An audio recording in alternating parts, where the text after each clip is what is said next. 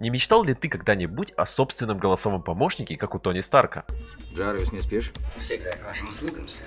Помню, когда я первый раз посмотрел это, решил написать собственного голосового помощника на изучаемом мной тогда питоне. Из этой затеи, конечно, ничего не вышло, но зато я получил очень интересный опыт. Сейчас я уже давно перешел на другие языки программирования, и сегодня, используя тот опыт, я решил написать бота, который будет разговаривать моим голосом, отвечать на различные вопросы, а также будет уметь открывать другие приложения. Это видео было сложным, и пришлось потратить на него много времени. Так что не забудь оценить это видео лайком или дизлайком, и не забывай про Boosty, где видео выходит раньше. А мы начинаем. Итак, перед нами стоит задача написать приложение, которое способно слушать голос пользователя, преобразовывать его в читабельный текст, а затем отвечать на него различными репликами. Первое, о чем я подумал, когда планировал это приложение, это платформа. Вообще в своей жизни я занимаюсь в основном написанием Android-приложений. Я люблю это делать. Плюс у каждого современного человека есть смартфон. А вдобавок, как показывает статистика, более 70% мобильных устройств используют Android в качестве операционной системы. Поэтому выбор пал именно на него. Вдобавок, я точно знаю, что в Android есть специальный класс, который отвечает за преобразование речи в текст. После выбора платформы я стал думать о том, как вообще будет выглядеть мое приложение.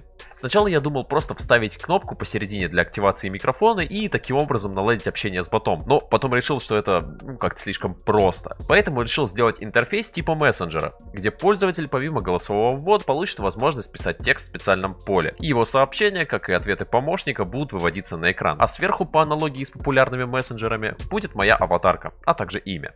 Пока что остановимся на одном экране и посмотрим, что из этого выйдет. Сама логика приложения будет строиться на том, что оно получает ввод от пользователя.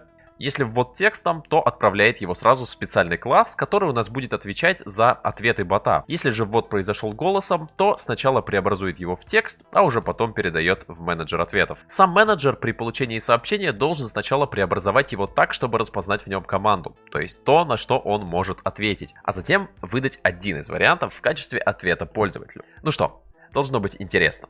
Погнали реализовывать. Сначала я накидал интерфейс. Тут ничего сложного не было. Просто обычный экран диалога, который я написал на Jetpack Compose. Кто не знает, Jetpack Compose — это современный набор инструментов для построения интерфейса пользователя в Android. Как и всегда, я реализовал две темы, темную и светлую. То, какая тема стоит в приложении, зависит от той, что стоит на устройстве. Вот так вот выглядит темная тема, а вот так светлая. Ничего лишнего. Простой интерфейс. В нем есть все, что нам необходимо. Пользователь будет работать с нижней частью экрана и вводить сообщение в специальном поле. Либо же он будет нажимать кнопку голосового сообщения, он сможет говорить, его голос будет записываться, будет переводиться в текст. Важно понимать, что слушать голос через распознавание речи довольно энергозатратный процесс. А так как питание Android устройств зачастую происходит от батареи, то нужно всегда минимизировать расход энергии. И так как в нашем приложении микрофон активируется только при нажатии на кнопку, сильно нагружать систему приложения не должно. Также в поле сообщений будут выводиться все сообщения, которые были отправлены. Это, так скажем, визуализирует диалог между ботом и пользователем. Кстати, у некоторых может возникнуть вопрос. Бебра, почему ты пишешь на Kotlin, а не на Java? Ну что ж, я старательно скрывал это, но пришло время признаться. Kotlin мой основной язык, ну и еще потому, что Jetpack Compose не работает на Java. Да, я предвижу, что кто-то уже пошел писать комментарий. Jetpack можно использовать на Java, ты просто ничего не знаешь. Я пишу на Jetpack на Java, друг пишет на Jetpack на Java, мама пишет на Jetpack на Java, даже собака пишет на Jetpack на Java, бебра, алло. Ребят, не несите хуй. Так, с фронтом закончили. Время писать бэкэнд. Напоминаю, что нам нужно реализовать три вещи. Преобразование голоса в текст, обработчик ответов, то есть преобразование их в команду, понятную боту, а также выдачу рандомного ответа пользователю. Я никогда не работал с русским распознаванием речи, поэтому это заняло часик Гугла. Гугла того, как изменить язык ввода. Хе-хе, гуглим работу Google распознавания речи. Дальше я приступил к работе над обработчиком ответов. Что я вообще имел в виду, когда говорил, что нужно преобразовать команду в более понятный боту вид? Представим, что пользователь написал «Бебра», запятая, «Как дела?», знак вопроса. Для бота из этой фразы имеют смысл только два слова «как» и «дела». Все остальное не имеет значения, то есть обработчик должен в строке, которую мы ему передали из распознавания речи, оставить только два слова «как дела?». Для этого я создал список слов, которые будут вырезаны из фразы пользователя. То есть, например, обращения, запятые, точки, знаки вопроса. Да, собственно, что я говорю, вот список.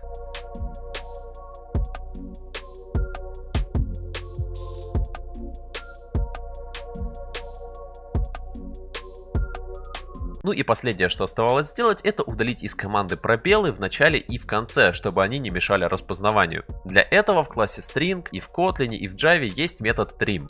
Он просто удаляет лишние, так скажем, незначащие пробелы. Дальше оставалось реализовать ответы. Времени было немного, поэтому я решил использовать самый простой из возможных подходов. Я создал перечисление. Это перечисление состояло из ответов. Каждый ответ имел ключевые слова, по которым бот поймет, что нужно использовать именно этот ответ, а также список возможных реплик, из которых рандомно выбирается одна и, собственно, отправляется в качестве ответа пользователя.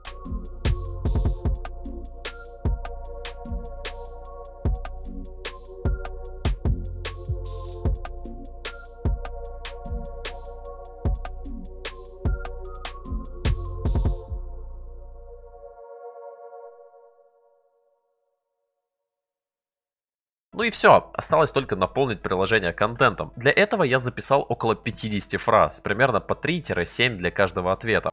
Так, ну что, специально для этого случая я раздобыл себе вот такой доисторический телефон. Снимать я буду на свой основной, потому что здесь камера, ну, нормальная. А на нормальную камеру мне еще не задонатили. Так сказать, самое время прорекламить свою Boosty. Ну ладно, поехали. Привет. Здравствуйте. Расскажи анекдот. Хотите серьезно взбесить геймдизайнера? Узнав, кем работает ваш собеседник, невинно спросите, каково это — круглыми сутками играть в игры. Как дела? Все было бы просто супер, если бы гребаная соседская собака постоянно не гавкала. Кстати, по факту у меня такая же проблема. Чем занимаешься? Курс по Java для своего Boosty пишет, наверное. Я не знаю, роковой это он, но курс по Java для Boosty это неплохо.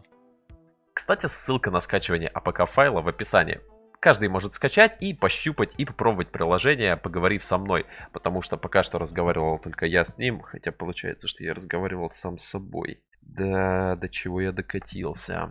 Что по поводу функций, пока этот бот работает как вопрос-ответ. То есть ты говоришь, он отвечает. И продолжать диалог, основываясь на ранее сказанных фразах, никак не получится. Но у меня уже есть идея улучшения этого приложения. Помимо этого, я бы хотел сделать этого бота более практичным. В данный момент он способен лишь открывать приложение YouTube, и то только на моем канале. Я бы хотел, чтобы он мог открыть любое приложение, чтобы он мог выполнять вычисления, звонить, шутить и так далее. Но тут все зависит только от вас. Пишите свои идеи по улучшению бота в комментариях. Кстати, там можешь писать также идеи Android-приложений, которые я реализую в следующем выпуске. А чтобы этот выпуск вышел как можно раньше, давайте просто взорвем рекомендации YouTube. Так что ставь лайк, подписывайся и посоветуй видос другу. Ну а на этом все. Спасибо, что досмотрел до конца. Удачи и пока.